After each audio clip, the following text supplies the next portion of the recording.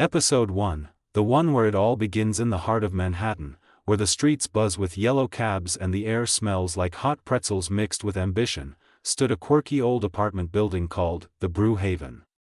It wasn't fancy, no doorman, no rooftop pool, but it had character. Creaky elevators that got stuck between floors, walls thin enough to hear your neighbor's microwave popcorn popping, and a lobby coffee machine that spat out something resembling mud.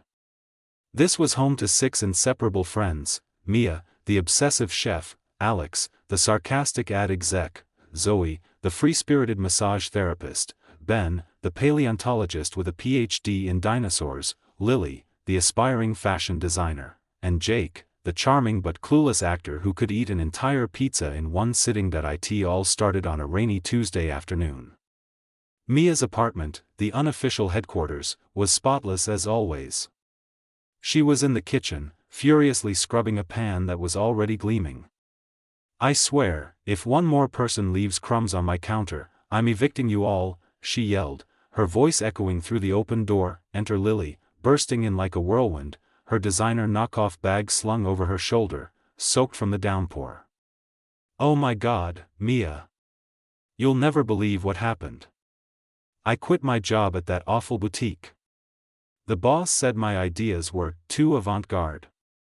"Avant-garde?" "I suggested polka dots on plaid, it's revolutionary." Mia rolled her eyes but smiled. "Lily, that's the 3rd job this month. How are you gonna pay rent? And dry off before you drip on my rug?" Just then, the door swung open again, and in walked Alex, shaking his umbrella like it owed him money. Could this day be any worse? "My boss made me pitch a campaign for adult diapers."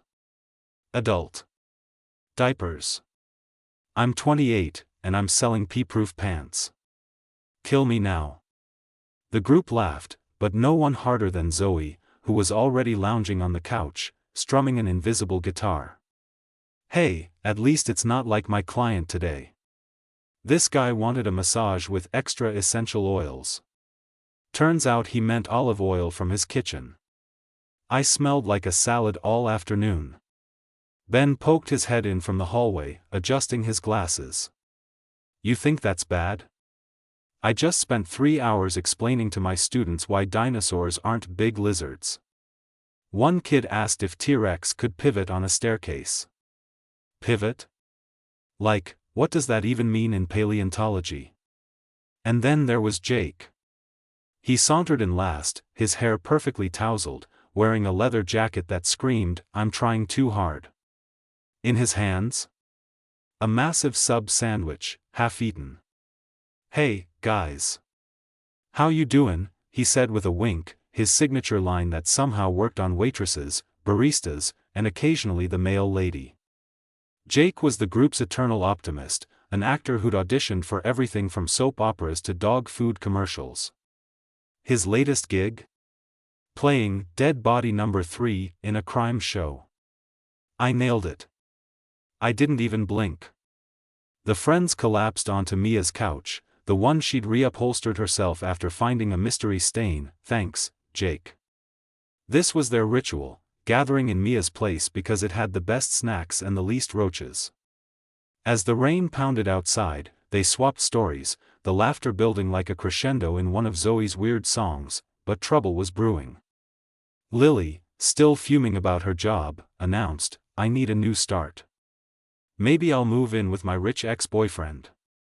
He has a penthouse." The room went silent. Alex quipped, "Oh sure, because nothing says independent woman like mooching off a guy who thinks couture is a type of cheese."